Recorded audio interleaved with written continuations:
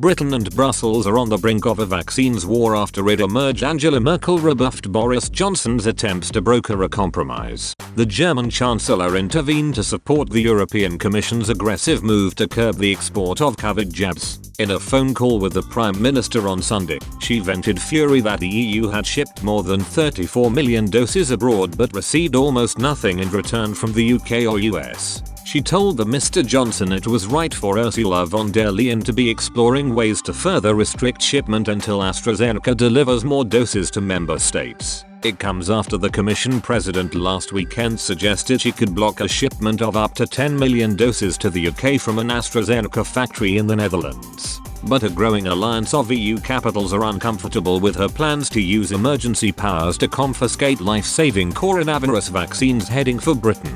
The group fear they will not be able to overrule the German Eurocrats' attempts to seize control of shipments destined for our shores. Dutch PM Mark Rutte has called for urgent talks between Brussels and Downing Street to avert a full-blown vaccine war over the stocks at the Hallux facility in Leiden. The move would see Number 10 agree to free up production capacity at the plant, which currently only supplies Britain, to make jabs for Europe too. He was joined by Irish Premier Michael Martin, who warned Eurocrats could endanger the bloc's jabs rollout by threatening Britain's supplies. A senior Dutch source told, "These vaccines are the results of an integrated global supply chain. We therefore remain in favor of exports unless otherwise decided by the Commission. At the same time, we must avoid a tipping point whereby exporting to third countries becomes problematic. That would result in a lose-lose scenario. To avoid that, Brussels, London and AstraZeneca must compromise on the doses produced on the continent. The Dutch government would be forced by the Commission to blockade shipments of the Oxford if a negotiated solution to share doses from the Hallux factory isn't reached," the insider added. In a radio interview, Irish PM Mr. Martin called for an end to the argy-bargy between Brussels and London, and warned the bloc's export ban would be a very retrograde step. He said, "If you start putting up barriers, other countries may follow suit in terms of some of those vital raw materials that are required to make the vaccine.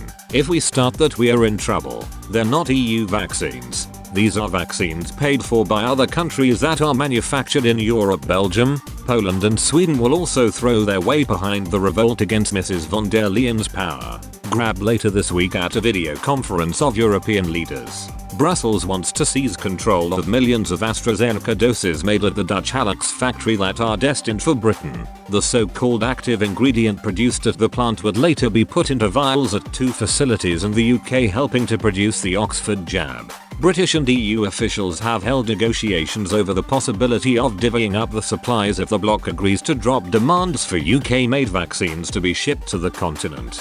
The compromise is expected to be floated on Thursday at a video summit of European leaders, but hardline capitals, led by Germany, France and Italy, will call for the bloc's export ban to be bolstered amid growing anger over an apparent shortage of vaccines. However, as a possible compromise with Britain emerged, Eurocrats were rowing back on their previous threats to blockade shipments of life-saving jabs. A Commission spokesman said, "This is not about banning vaccine exports. This is about making sure companies deliver on their commitments to the EU." An EU official added that Britain was not to blame for the bloc's standoff with AstraZeneca. They said, "It's about everyone finding agreement with a company that has been overselling its production capacity."